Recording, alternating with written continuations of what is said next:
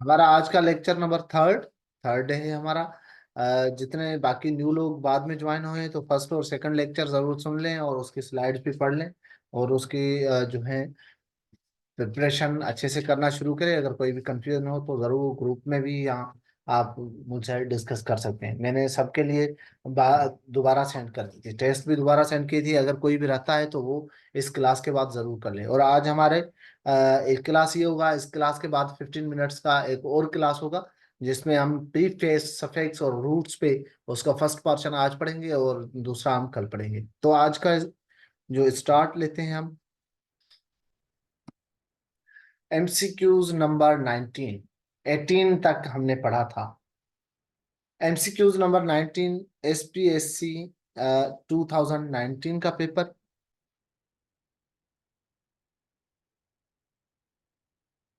Okay, 2019 का paper और question number 19 है जिसमें most important aspect of hand washing.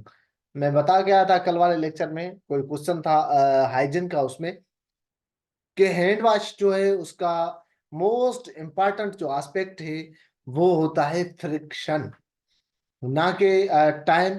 Time आप कितना लगाते हैं इसकी इंपॉर्टेंट नहीं होती। फिर भी जो इंटायर टाइम डब्ल्यूएचओ की रिकमेंडेशन है, ले more than 40 seconds. More than 40 second, 40 second से 60 सेकंड तक टाइम लेना है। वक्ता और आवाज नहीं आ रहा। आवाज बाकी लोगों के पास क्लियर है? काइंडली आप अपनी हेडफोन लगा लें।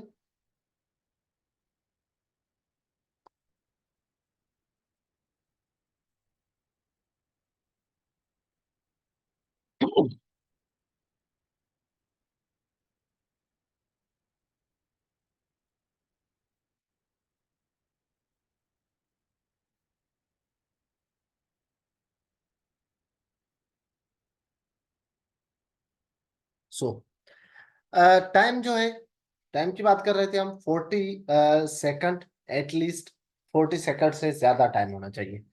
तो टाइम के लिए इतनी इंपॉर्टेंस नहीं है, मोस्ट इंपॉर्टेंट एस्पेक्ट नहीं है। टाइप ऑफ सोप, डिटर्जेंट या डिटर्जेंट जो है, आप सोप, सर्फ, सॉल्यूशन, जो भी आप डिटर्जेंट सॉल्यूशन यूज करते हैं, सारे जो सॉल्यूशन होते हैं वो एक जैसा ही क्लीन करते हैं। क्योंकि हैंड वॉश में हम टोटली जो कुछ पैथोजन होते हैं वो जो किल नहीं हो सकते सोप से और डिटर्जेंट से, तो आप उनको किल नहीं करते, आप क्लीन करते हैं। ठीक है। तो आपका जो थर्ड है सरफेस टेंशन। तो सरफेस टेंशन कितना होना चाहिए, इस पे भी नहीं होता। तो फ्रिक्शन जो होता है, हम जो हैंड रबिंग करते हैं, वो जो रबिंग होती है, फ्रिक्शन होती है, उससे क्या होती है, जो ग्लासें लगी हुई होती हैं, चिपकी हुई होती है, वो जो है उतर जाती हैं। तो फ्रिक्शन जो है वो मोस्ट इंपॉर्टेंट एस्पेक्ट है हैंड वॉश का। स्क्रबिंग क्रिएट्स फ्रिक्शन, जो हम रब करते हैं तो उससे फ्रिक्शन पैदा होता है, और फ्रिक्शन पैदा होते हैं तो जितने भी ग्लासें हैं वो रिमूव हो जाती हैं। टाइम का हमने देख लिया कि मोर देन 40 सेकंड। अगर टाइम पे क्वेश्चन आता है तो आप उसको कर लेंगे। ठीक है। दूसरी बात ये इंपॉर्टेंट, अगर क्वेश्चन आता है कि हैंड वॉश हम क्यों करते हैं, तो हैंड वॉश हम इसलिए करते हैं कि जो इन्फेक्शन चेन है उसको ब्रेक कर सके। एक पेशेंट दूसरा पेशेंट, सेम अगर हम पेशेंट को, तो वो पैथोजन जो एक पेशेंट को होगा, दूसरे को, तीसरे को, सबसे में फैलते जाएंगे। तो इस वजह से हैंड वॉशिंग जो है वो इन्फेक्शन चेन को ब्रेक करने के लिए हम करते हैं। नंबर थर्ड जो है इंपॉर्टेंट थिंग, वो स्टेप कितने होते हैं। स्टेप्स जो है 7 स्टेप्स होते हैं हैंड वॉशिंग के। अगर स्टेप पे क्वेश्चन आता है, क्योंकि इंटरव्यू में अक्सर पूछते हैं hand wash, steps of hand wash है, स्टेप्स कौन कौन से होते हैं। अगर जनरली क्वेश्चन आता है स्टेप्स पे, तो जो स्टेप्स हैं वो 7 स्टेप्स हैं हैंड वॉशिंग के। फर्स्ट स्टेप में क्या करना है, सॉल्यूशन है, सोप है, डिटर्जेंट जो भी है, वो अपने हाथों पे फैलाना है। देन उसके बाद क्या करना है, पाम को, दोनों हाथों के पाम को रब करना है। देन थर्ड में क्या करना है, उनके दोनों हाथों के बेक को रब करना है। एक हाथ से दूसरी के बेक को, दूसरे हाथ से उसको सेकंड वाले को। तो उसके बाद जो है फोर्थ ऑप्शन होता है कि आप जो फिंगर्स हैं उनके बीच में ट्वाइस जो है उनको करें, रब करें। देन क्या करना है, थम्स को सर्कल करना है, थम्स को सर्किल करेंगे, एक हाथ से पकड़ के थंब को सर्किल करेंगे तो उसे रब होगा। देन उसके बाद क्या करना है, जो टिप ऑफ फिंगर्स होती है वो बाकी रह जाती हैं, उनको करना है, क्लीन करना है। देन आप हैंड जो है कलाइज को रब करके और हैंड वॉश कर देंगे। तो 7 स्टेप्स हैं। टाइम ड्यूरेशन अगर हैंड वॉश पे आए तो 40 सेकंड्स, मोर देन 40 सेकंड्स करना है। फ्रिक्शन जो है मोस्ट इंपॉर्टेंट एस्पेक्ट है। स्टेप जो है वो 7 है। 7 कौन से, अगर यहाँ पे, अच्छा क्यों करते हैं, इन्फेक्शन चेन को ब्रेक करने के लिए, एक पेशेंट से दूसरे पेशेंट तक इन्फेक्शन ना फैले। तो 4-5 जो चीजें हैं हैंड वॉशिंग के हवाले से, अगर इसमें से कोई भी क्वेश्चन आता है तो आप इंशाल्लाह होपफुली क्लियर करेक्ट करेंगे। देन हम क्वेश्चन नेक्स्ट पे आते हैं, question number 20। Which of following disease is inheritable? What are the inheritable disease? First of all, inheritable disease वो होती हैं जो पेरेंट से ऑफ स्प्रिंग में ट्रांसफर होती हैं। ऐसी डिजीज जो पेरेंट से ऑफ स्प्रिंग में, वालदेन से बच्चों में ट्रांसमिट हो, उन डिजीज को इनहेरिटेबल डिजीज कहते हैं। देन आता है इस तरीके से कम्युनिकेबल डिजीज। कम्युनिकेबल डिजीज क्या होती है, एक बंदे से दूसरे बंदों में फैले जो डिजीज, उसे कम्युनिकेबल डिजीज कहते हैं।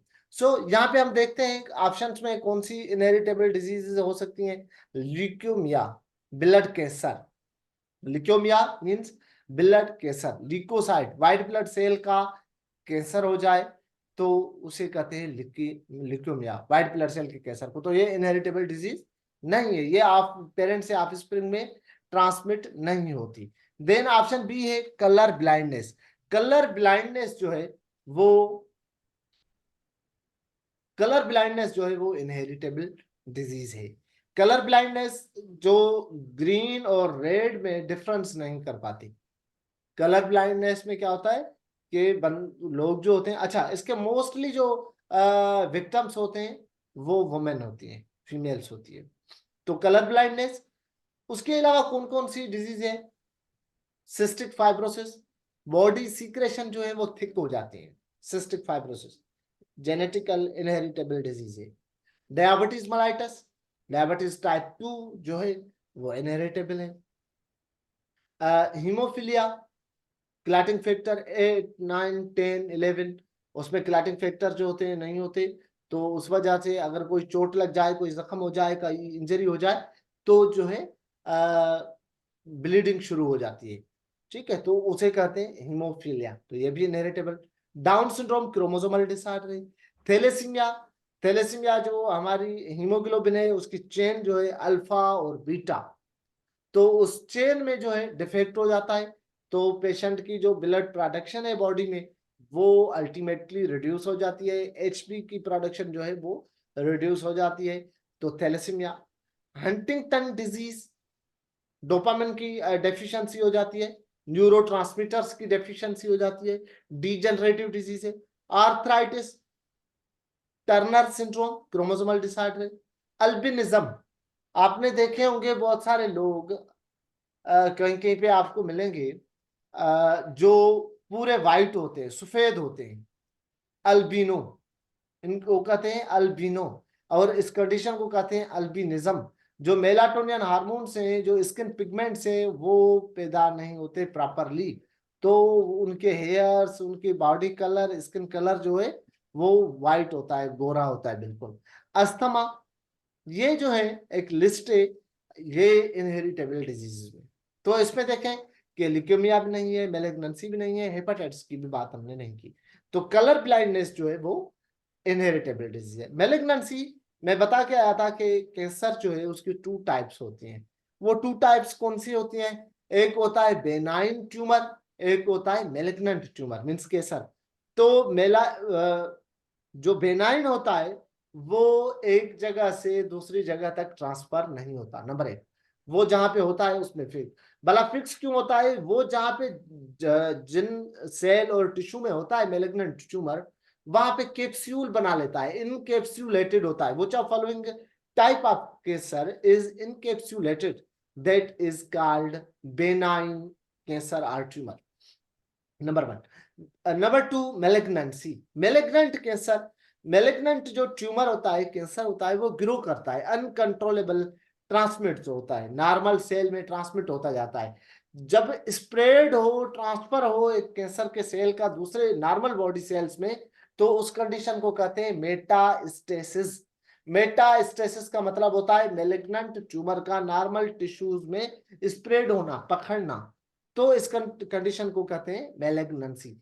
हेपेटाइटिस, हेपेटाइटिस हमें पता है कि इन्फ्लामेशन ऑफ लिवर, हेपाटोसाइट, हेपाटोसाइट कहते हैं लिवर सेल्स को, लिवर के जो सेल है उनको कहते हैं hepatocyte. Hepatitis, inflammation of liver. Hepatomegaly, enlargement, जहां पे भी ट्रम, आज हम सफिक्स और प्रीफिक्स पे बात करेंगे, तो इनलार्जमेंट हो जाए। मेगाली का मतलब होता है इनलार्जमेंट। आप प्रीफिक्स और सफिक्स अच्छे से समझ लेंगे, देन आपको इजी हो जाएगा कि सवाल को। तो इस कंडीशंस में अगर कहीं से भी आपको क्वेश्चन आए तो आप कर सकते हैं। अच्छा, क्वेश्चन इस पे आ चुका है कि हेपाटाइटिस का कौन सा टाइप है जिसका डीएनए वायरस होता है। तो जस्ट हेपाटाइटिस बी जो है वो होता है डीएनए वायरस। और वैक्सीन है, वैक्सीन कौन सी हेपाटाइटिस की के लिए होती है, ये भी क्वेश्चन आ चुका है। तो वो हेपाटाइटिस बी के लिए होती है और प्रिवेंटेबल होता है। देन हम आते हैं आगे नेक्स्ट क्वेश्चन पे।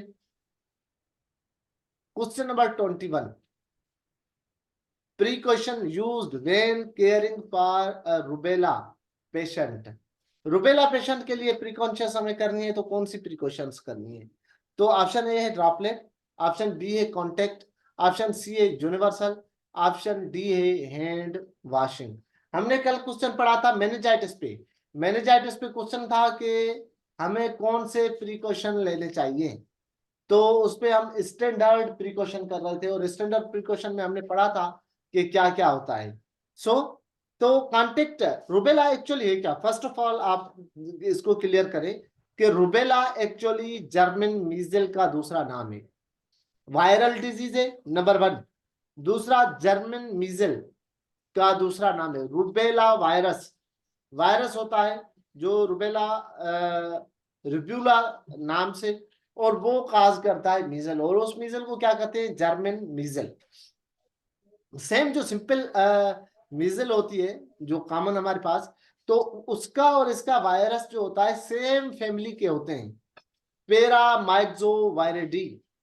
पेरामाइक्सोवायरिडी एक फैमिली है जिसके मोस्ट टू कॉमन मेंबर है, एक रुबेला, एक मीजल। एक जर्मन मीजल का है, एक सिंपल मीजल का है। वो मोस्ट कॉमनली इफेक्ट करते हैं जो है बच्चों को। तो उसमें बहुत जो है दोनों एयरबॉर्न कंटाजियस हैं, और उनको जो डायरेक्ट, जब उसको आइसोलेट हम इसलिए करते हैं बच्चों को, और बाकी दूसरे जो हेल्दी होते हैं उनको, क्योंकि उनके जब वो करीब जाएंगे, उनके कांटेक्ट में आएंगे, तो वो उनकी स्नीजिंग से, उनके ड्रॉपलेट से, एयर से जो रिस्पिरेशन की वजह से हो रही है, कफिंग से, उससे उनके कांटेक्ट में जो आएंगे तो उनको रुबेला या मीजल जो है होंगे। अच्छा, इस पे आ चुका है क्वेश्चन के कोपलिक स्पॉट्स कौन सी डिजीज में होते हैं। कोपलिक स्पॉट्स वाइट पैचेस होते हैं माउथ में, ये मीजल में होते हैं, white patches in mouth. Then फिर रेड जो है स्पॉट्स स्किन पे। और उसकी कॉम्प्लिकेशन में, कॉम्प्लिकेशन पे भी क्वेश्चन आ चुका है कि कौन सी कॉम्प्लिकेशन होती है मीजल की। कंजक्टिवाइटिस आई की कौन सी कॉम्प्लिकेशन होती है जिसकी वजह से विटामिन ए के कैप्सूल दिए जाते हैं कि जैसे प्रिवेंट करें आई कंजक्टिवाइटिस, कंजक्टिवा की इन्फ्लामेशन से। तो ये भी जहन में 2-3 जो है चीजें इसकी रख ले। इंक्यूबेशन पीरियड में अगर देखना है तो incubation period most commonly 14 days generally होता है, अदरवाइज 2 to 3 वीक और 12 to 23 वीक जनरली रेंजेस है। मगर इसका कॉमन जो एवरेज होता है वो 40 डेज तक होता है। तो ये सारी थोड़ी थोड़ी सी चीजें हैं जिन पे रिपीट हुए क्वेश्चन, जैसे मैं बताता आ रहा हूँ, आगे आप देखेंगे भी कैसे रिपीट हुए। तो क्वेश्चन नंबर 22 में इट इज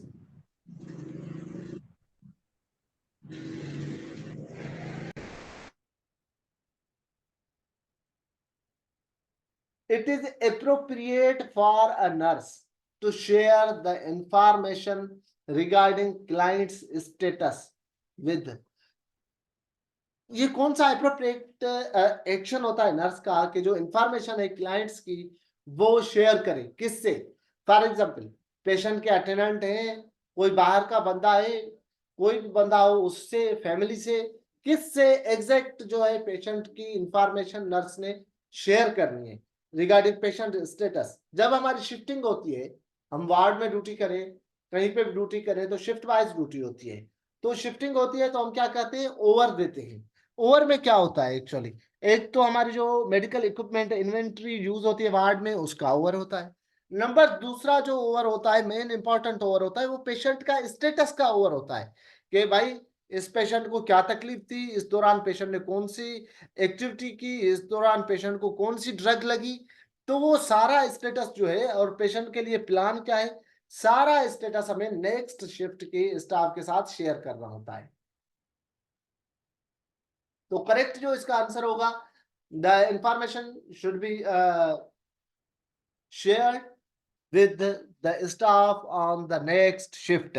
नेक्स्ट, इस पे फेडरल में एक क्वेश्चन आ चुका था कि अगर आप नोट लिखते हैं, नर्सिंग नोट लिख रहे हैं आप, अगर उसमें गलती हो जाती है तो आप उसको क्या करेंगे? वन लाइन में उसको लाइन देंगे, लकीर देकर, उसके बाद आप वहां पे लिख देंगे एरर और अपना इनिशियल कर देंगे। काफी लोग उसको बिल्कुल मिटाते हैं, काला कर देते हैं, बार बार काटते हैं, ये नहीं करना होता। तो पता चले कि इससे एरर कौन सा हुआ है, वो छुपाना नहीं है। तो ये भी एक क्वेश्चन आ चुका है, स्टाफ नर्स जब ओवर देते हैं और ओवर देने से पहले जब वो नर्सिंग नोट लगाते हैं, अगर उसमें गलती हो जाए तो आप क्या लिखेंगे? तो उसको वन लकीर देकर और उसके बाद वहां पे लिखेंगे error just.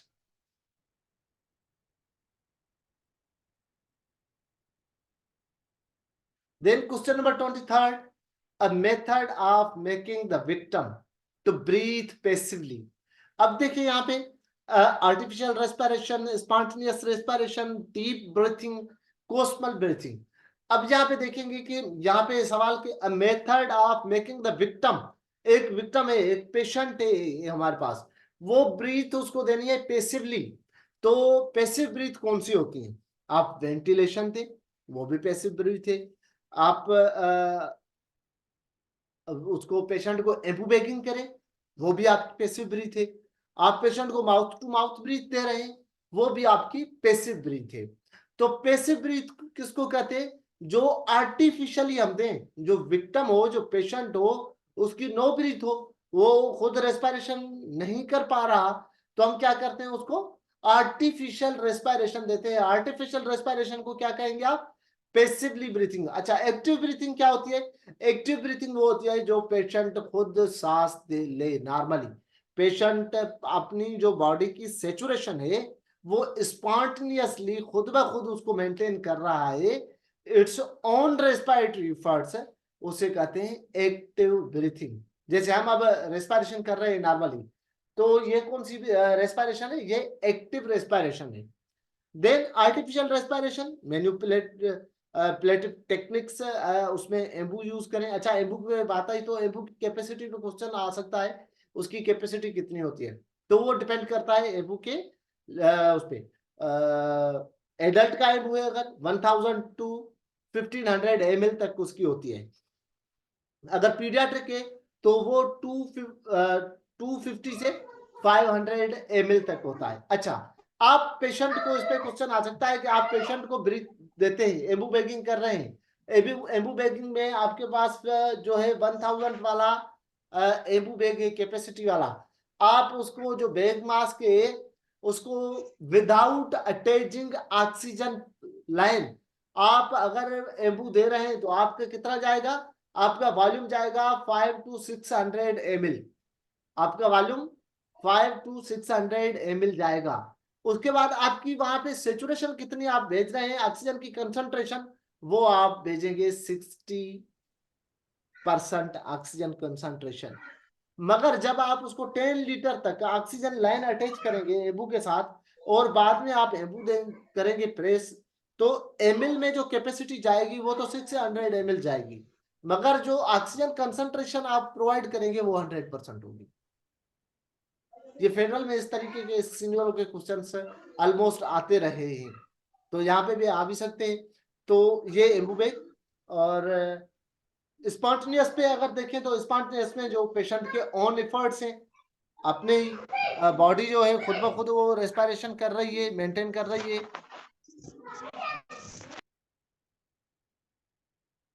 Then Kussmaul breathing. Kussmaul breathing क्या होती क्या है? ये एबनॉर्मल ब्रीथिंग पैटर्न होता है इसमें।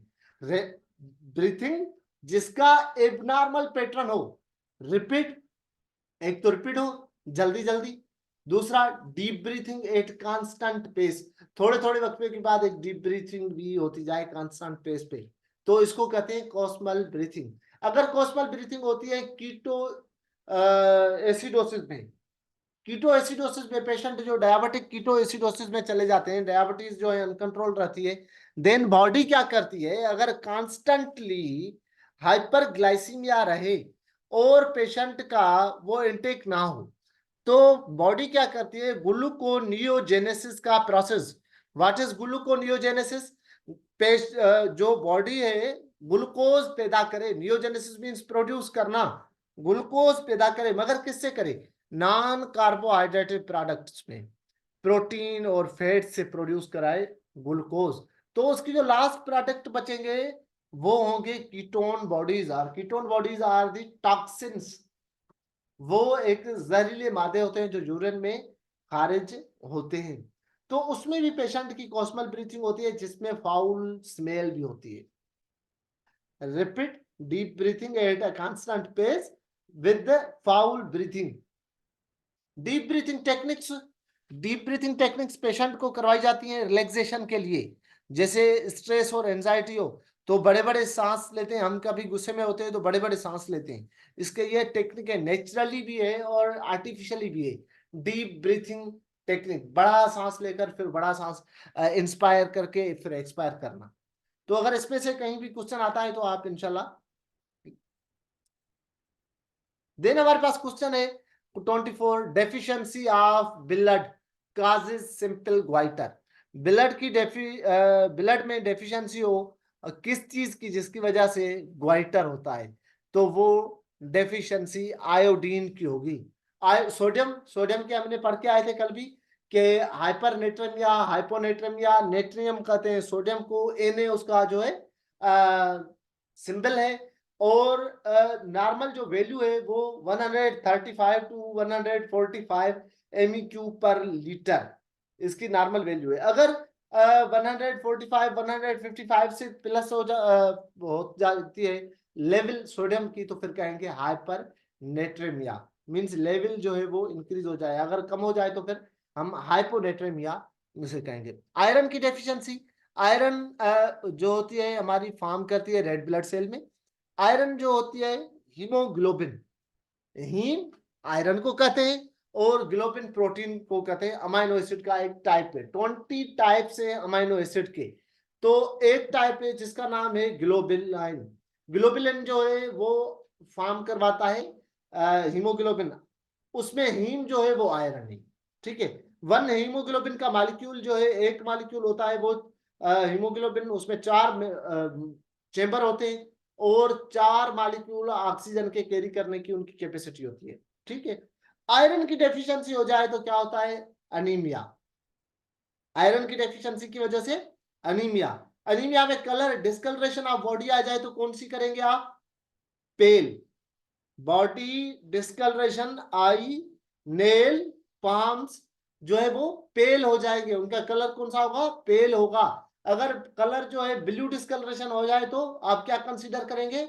साइनोसिस। अगर येलो हो जाए तो हाइपर बिलिरुबिनिया, बिलिरुबिन की लेवल जो है वो इंक्रीज, जॉन्डिस कहेंगे। जॉन्डिस में येलो डिस्कलरेशन, एनीमिया में पेल डिस्कलरेशन, और साइनोसिस ऑक्सीजन की कमी हो जाए तो उसमें बिल्यू डिस्कलरेशन होगी। इस पे डिस्कलरेशन पे क्वेश्चन आया है एक दो। देन आयरन की डेफिशिएंसी तो एनीमिया। एनीमिया नॉर्मल कितनी होती है हमारी हीमोग्लोबिन, हमारी आयरन हमारी बॉडी में 13.5 टू 17.5, ये वेरी करती है। ठीक है, तो मेल में 13 टू 18 एंड फीमेल में 11.5 टू 16.5 ग्राम पर ml जो है 100 ml होती है। ठीक है, फीमेल में स्लाइटली कम होती है क्योंकि मेंस्ट्रुअल साइकिल की वजह से। देन आयोडीन, आयोडीन की जो नॉर्मल वैल्यू होती है वो 15 to 20 mg, 15 to 20 mg in healthy body में जो आयोडीन की। अब अगर किसी के बॉडी में हम आयोडीन की रिपोर्ट करें और वो आए 10, 11, 9, तो हम क्या कंसीडर करेंगे कि उनकी जो आयरन की डेफिशिएंसी है, तो ग्वाइटर। अच्छा, इसमें क्या होता है, तो एक होता है high hyperthyroidism and hypothyroidism. Iodine, hypothyroidism में क्या होता है, ग्वाइटर होता है, डेफिशिएंसी हो जाती है। हाइपोथायराइडिज्म में क्या होता है, डेफिशिएंसी हो जाती है आयोडीन की, देन इज कॉल्ड हाइपोथायराइडिज्म। और अगर इसकी आयोडीन की लेवल इंक्रीज हो जाए, थायराइड हार्मोन्स की लेवल इंक्रीज हो जाए, तो आप उसे क्या कहेंगे, हाइपरथायराइडिज्म। उनमें क्या देखते हैं हम, TSH, T3 एंड T4, इसको कहते हैं हम थायराइड प्रोफाइल। पेशेंट का हम क्या करवाते हैं, थायराइड प्रोफाइल। देन वो उस पे क्वेश्चन है, हम आगे चल के उसको डिस्कस करते हैं। नेक्स्ट क्वेश्चन पे आते हैं। The nurse is preparing to take vital sign in an alert client admitted to the hospital with dehydration secondary to vomiting and diarrhea. What is the best method used to assess the client's temperature? अगर patient हमारे पास आता है, उसकी vital nurse ले रही है या ले रहा है, देन पेशेंट है डिहाइड्रेशन, डिहाइड्रेशन उसको क्यों हुई है, डायरिया और वोमिटिंग की वजह से। तो बेस्ट मेथड क्या है, हम कल भी डिस्कस कर रहे हैं, और कल मैंने एमसीक्यू टेस्ट में भी ये क्वेश्चन दिया था, उसमें हम एक्सिलरी टेम्परेचर देखेंगे। मैंने थोड़ा दूसरे तरीके से दिया था, तो क्वेश्चन सेम ही था। अगर उसको वैसे तो हम पढ़ के आए कि एप्रोप्रिएट जो साइट है वो है रेक्टल टेम्परेचर की, मगर जब डायरिया है तो हम नहीं ले सकते, फिर ओरल लेना चाहिए। ओरल में भी वोमिटिंग है तो हम नहीं ले सकते, फिर हमारे पास ऑप्शन जो बचता है वो एक्सिलरी बचेगा, best option. Then question number 26 है, the photo receptors in eye are the present in iris, retina, sclera, cornea. तो रेटिना में होते हैं जो हमारे फोटो रिसेप्टर्स होते हैं। रेटिना एक लेयर है जो फोटो रिसेप्टर्स जहां पे होते हैं, और गिलियल सेल्स जहां पे आई में क्या होता है, कैप्चर होती है जो इनकमिंग फोटॉन्स, जो लाइट है ट्रांसमिट हो रही है, और वो उसको न्यूरल नर्व की तरफ, ऑप्टिक नर्व की तरफ मूव करेगी उस लाइट को, जैसे उसका इमेज जो है ब्रेन पे, उसका पिक्चर जो है परसीव हो जाए कि क्या चीज देख रहे हैं। आयरस पे हम बात करें तो आयरस कलर्ड पार्ट होता है आई का, जो सराउंड करता है प्यूपिल के सराउंडिंग, प्यूपिल सराउंडेड द प्यूपिल, प्यूपिल के सराउंडिंग में, और रेगुलेट करता है अमाउंट ऑफ लाइट इंटर्स जो होते हैं। फिर लेंस होते हैं, तो लेंस पे क्वेश्चन आ चुका है, कानकेव और कॉन्वेक्स लेंस। कानकेव जो लेंस होता है वो नियर साइटेड, करीब की नजर अगर आप किसी बंदे की उसका इफेक्ट हो जाए तो कॉनकेव लेंस का डैमेज होता है। कॉन्वेक्स जो होता है वो फार साइटेडनेस, दूर की नजर के लिए। कॉन्वेक्स एंड कॉनकेव लेंस होते हैं हमारे आईज में, टू टाइप्स के, जहां पे जाकर इमेज अक्स बनता है। देन हमारे पास स्क्लेरा, वाइट कवरिंग है जिसको आप आउट आई बॉल कहते हैं। एंड फ्रंट में आई जो है it's continuous with the cornea, वो फिर उसके जो होता है फ्रंट में कार्निया होता है। तो ये इसका जो जवाब होगा वो रेटिना होगा।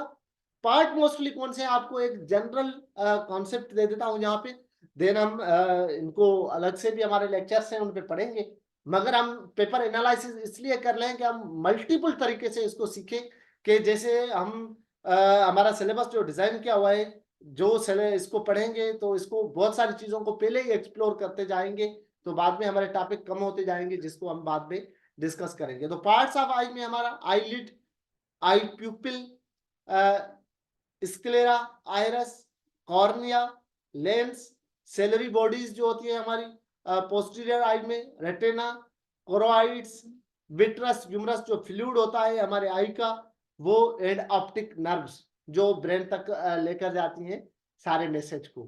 तो ये इसकी सीक्वेंस होती है, टोटल पार्ट्स होते हैं, उनको भी थोड़ा एक नजर देख लेना, और अगर आपको टाइम मिलता है तो कहीं से भी आई को पढ़ लेना, क्योंकि आई पे जो इंटरव्यू में पिछले इंटरव्यू में उस पे क्वेश्चन होते ही होते रहे। देन हमारे पास क्वेश्चन नंबर 27 है, टेंडन कनेक्ट्स। अब देखिए, टेंडन, लिगामेंट, फेशाई, टेंडन, लिगामेंट, फेशाई, ये तीन चीजें जो कनेक्शन चीजें जो कनेक्ट करवाती हैं। नंबर पहले पे आते हैं, टेंडन जो होते हैं वो एक ऐसे बंडल्स होते हैं जो कनेक्ट करवाते हैं मसल और बोन को। बोन के जो पोर्स होते हैं वो उनमें अटैच हो लगे पड़े होते हैं, और वो अटैचमेंट देते हैं जो हमारी स्केलेटल मसल है उनको, स्केलेटल मसल को और हमारे बोन को, ठीक है, स्केलेटल जो हमारा स्ट्रक्चर है उसको मसल के साथ ज्वाइन करवाते हैं, ज्वाइंट करते हैं। तो अगर क्वेश्चन आता है tendon connects bone with muscle, then हमारे पास है लिगामेंट। लिगामेंट क्या करता है, बोन टू बोन। एक लिगामेंट यहाँ पे आप पिक्चर में देख सकते हैं, एरो में देखें, ये व्हाइट वाला जो हिस्सा है ये ऊपर वाले बोन में भी अटैच है और लोअर वाले बोन में भी अटैच है। दोनों बोन्स को अटैचमेंट दे रहा है। The connective tissue which connect to parts of body, the bone to or with bone is called ligament. Ligament क्या कनेक्ट करता है, फाइब्रस कनेक्टिव टिश्यू होते हैं वो अटैच देते हैं बोन टू बोन में, और फिर टेंडन जो होते हैं वो मसल और बोन को अटैचमेंट देते हैं। देन हमारे पास ऑप्शन है कार्टिलेज। कार्टिलेज का काम क्या होता है, कार्टिलेज एक्चुअली जो लार्ज बोन्स होते हैं उनका जो ईंट पार्ट होता है वहां पे होते हैं। ये स्ट्रांग कनेक्टिव टिश्यूज के होते हैं और ये फ्लेक्सिबल होते हैं, स्ट्रेचेबल होते हैं, फ्लेक्सिबल होते हैं, और जो स्ट्रेस होता है उनपे, जो इन पे प्रेशर पड़ता है उसको एब्जॉर्ब करवाते हैं और कनेक्शन देते हैं बोन्स को। जैसे आप यहाँ पे देख रहे होंगे कि यहाँ पे ज्वाइंट है, और ज्वाइंट कौन सा है, साइनोविल ज्वाइंट, फ्रीली मूवेबल ज्वाइंट। यहाँ पे क्या होता है, साइनोविल फ्लूइड। साइनोविल फ्लूइड क्या करता है, प्रिवेंट करवाता है फ्रिक्शन से। इस पे भी क्वेश्चन आ चुका है। साइनोविल फ्लूइड क्या करता है, फ्रिक्शन से प्रिवेंट करता है। तो वो जैसे बोन है आपस में फ्रिक्ट ना हो, फ्रिक्शन ना हो, ये ग्रीसी फ्लूइड होता है जो प्रिवेंट करवाता है। फेशाई क्या करते हैं, मसल टू मसल, मसल के बंडल हैं दूसरे मसल के बंडल से अटैच करेंगे। उसके बाद क्वेश्चन है 28, the prescription order are 0.125 gram digoxin. Digoxin कौन सा है, डिजिटल ड्रग से, orally tablet containing 0.25 gram is available, how many tablets will. अब देखिए, एक हमारी जो ड्रग्स आती हैं वो आती हैं ग्राम में, दूसरी आती हैं मिलीग्राम में। नोट करें, एक ड्रग्स हमारी आती हैं ग्राम में, दूसरे के ड्रग आती हैं मिलीग्राम में। तो ग्राम जो होते हैं वो 0 पॉइंट से स्टार्ट होते हैं मेयरिंग के लिए, और जो मिलीग्राम होते हैं वो 0 पॉइंट में नहीं आते। जैसे 0.125 इक्वल है 125, 125 मिलीग्राम, 0.125, और जो 0.25 है वो बराबर है 250 मिलीग्राम के। क्वेश्चन ये है कि पेशेंट को ऑर्डर किए गए हैं कि 125 ग्राम, 0.125, 125 मिलीग्राम पेशेंट को देनी है डिजॉक्सिन टेबलेट, और हमारे पास जो मौजूद है टेबलेट वो है 0.25, मीन्स 250 ग्राम की। तो 125 एंड 125 आर 250 मिलीग्राम। तो आप यहाँ पे देखेंगे इक्विवेलेंस मैंने दिए है कि 1 ग्राम जो है वो इक्वल है 1000 मिलीग्राम के, और 0.5 ग्राम जो है इक्वल है 500 के, 0.25 जो इक्वल है 250 के, 0.125 है 125 के, 0.01 ग्राम है वो है 10 मिलीग्राम के। तो यहाँ पे जवाब क्या होगा, अगर 125 की टेबलेट देनी है पेशेंट को, हमारे पास अवेलेबल है 250 mg की, तो हम आधी टेबलेट देंगे। देन क्वेश्चन नंबर 29 है कि इंट्रावेस्कुलर, इंट्रावेस्कुलर का मतलब है वेसल के अंदर कौन सा फ्लूइड है, तो प्लूरल फ्लूइड प्लूरल मेम्ब्रेन में होता है, लिम्फेटिक में होता है, साइनोवियल जॉइंट्स में होता है। तो प्लाज्मा जो आता है हमारा वो होता है वेसल के अंदर। एक होता है एक्स्ट्रा वेस्कुलर, मीन्स वेसल से बाहर। दूसरा होता है intra cellular and extra cellular. Extra cellular में सोडियम और इंट्रा सेल्यूलर में पोटेशियम